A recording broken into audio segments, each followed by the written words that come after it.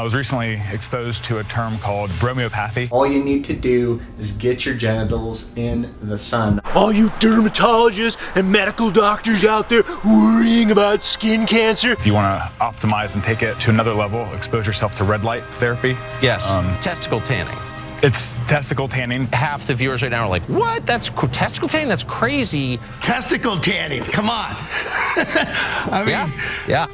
But my view is, okay, testosterone levels crash. That's crazy. I'm starting a punk rock band and it's called Testicle Tanning. I think you'll be massively successful. But I mean, don't you think at this point, I don't know what the hell's going on. When the blazing sun is gazing at the California raisins, we can lock it in the pocket, come on, raise it, let's rock it! Don't get arrested and don't burn your anus.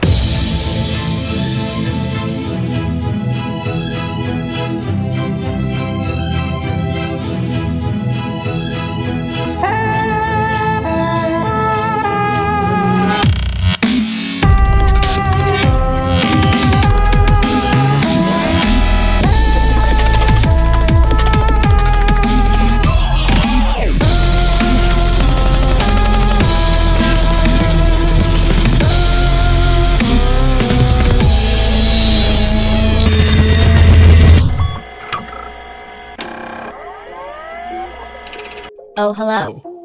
Welcome to System Fail. I am your host, DDoS. Some of you may recall that shortly after my last report, Submedia put out a call for feedback and received a torrent of vile anti-Android hate mail in the months-long hiatus that followed, as my hipster overlord's energies were focused on other projects. One of my beer blogs says that 80% of the taste comes from the smells. Many of these Luddite haters assumed that I'd be scrapped. Well, let's just say that these rumors of my demise were greatly exaggerated. As you can see, I'm back with a number of critical upgrades and a swanky new studio. Now then, what did I miss?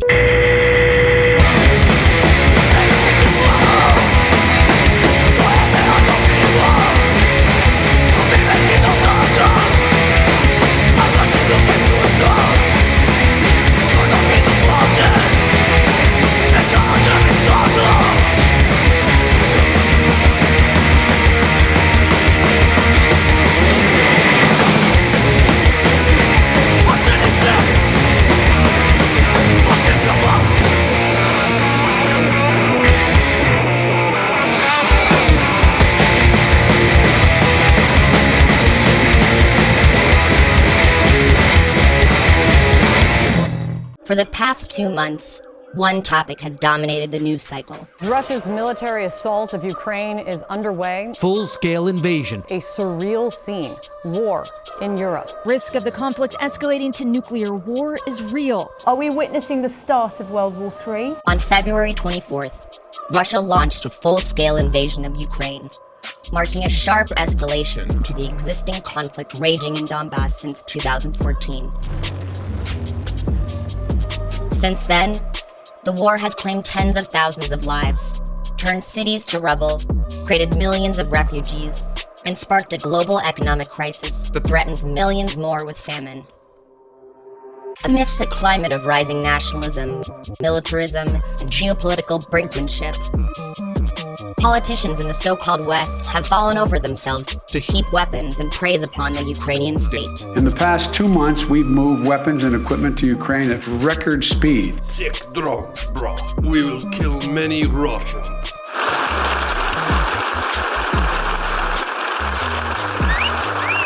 Within the context of this inter-imperialist conflict, and forced to navigate the complex realities of a war zone, anarchists in Ukraine have helped to organize a number of armed territorial defense committees and mutual aid projects aimed at supporting refugees and civilians affected by the war. Here is forming a real anti-imperialist front.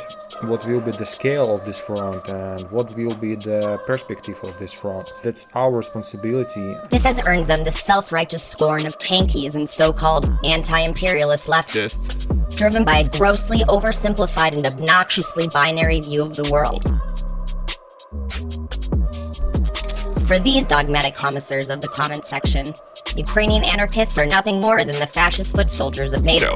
And any leftist that doesn't mindlessly parrot the Sputnik line must be secretly working for the CIA. People who use the word evil tankies are working for the CIA. It's not Stalin's fault that you don't know the actual history and you blame Stalin for the selfish kulaks that burn their own supplies.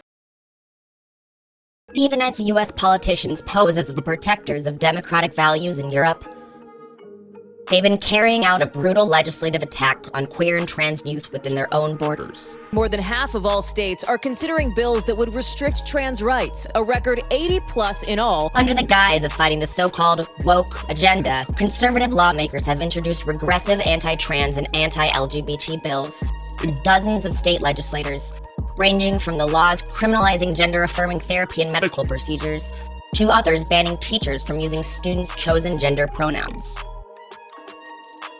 These measures come on the heels of reactionary legislation banning so-called critical race theory in schools and criminalizing abortion and other forms of reproductive health. They also follow the passage and signing into law the Parental Rights and Education Act, more commonly known as Florida's Don't Say Gay Bill. We say gay! We say gay! The Don't Say Gay bill basically bans, in all forms, instruction on sexual orientation or gender identity. It also allows parents to sue if they don't like the way it's being taught later on in the school system, and it makes it possible to out students to their parents. There's been around 75 walkouts in Florida so far, involving like tens of thousands of students together. I think we're going to have to take the approach that our overseas comrades have to other issues in the form of school strikes and occupations. And we're going to need to see the genuine formation of grassroots student resistance to fascism and state repression. Disgustingly, many of these laws have been framed as necessary measures to protect children from being groomed by pedophiles, a testament to both the enduring influence of the QAnon movement within the Republican Party and to the willingness of segments of the capitalist class to channel the deep-rooted anxieties of millions of white heterosexual men towards an imaginary plot to destroy their manhood and turn their kids gay. Wacky gay activists, childless wacky gay activists. They are looking to steal the children away from the values of their homes. Gay media like CNN, it's a terrible look. What? Testicle tanning? That's crazy. But my view is, why is it crazy? Testicle tanning, come on. I mean, yeah. In another frontline battle in the war on manhood, Brazil's military has been in the spotlight recently after reportedly purchasing 35,000 doses of Viagra and 60 inflatable silicone penile implants. This scandal has been particularly awkward and hard for Jair Bolsonaro, who often brags about his virility and has gone so far to describe himself as Gostaria que você fosse pouquinho assim dentro de casa. Tivesse pouquinho mais de energia. Meanwhile, militant protests broke out in the tourist hotspot Porto de Galinhas earlier last month after military police flexed their manhood by shooting and killing a 5-year-old girl, Helocia Gabriel. A polícia vem atirando dentro da comunidade e matou a menina! E a gente quer justiça por Luísa! And on April 15th, a leading figure from Brazil's military dictatorship, General Newton Cruz, finally died.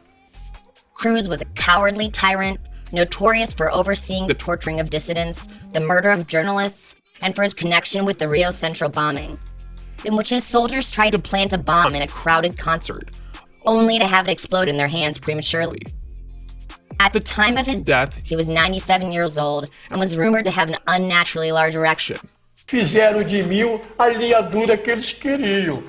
Rot well, General. Rot well.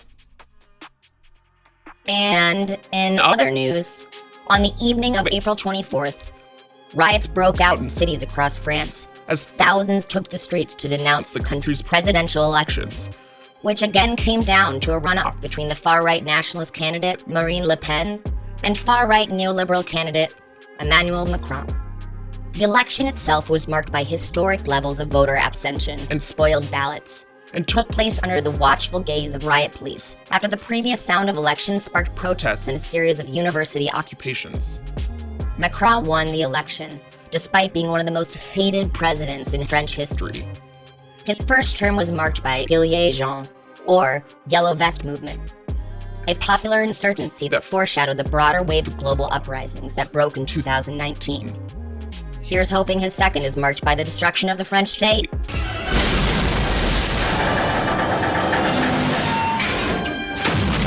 And finally, on April 25th, after weeks of speculation, Elon Musk purchased Twitter in a deal that will see the world's richest man assume control of one of the most influential social media platforms on the planet. Musk will be adding Twitter to a portfolio of companies that already includes Tesla, the world's largest electric car manufacturer, SpaceX, a privatized space exploration and rocket propulsion company, a Hyperloop tunnel constructed firm called the Boring Company, and Neuralink, a corporation that tortures monkeys and hopes to one day connect human brains to the internet via surgically implanted computer chips.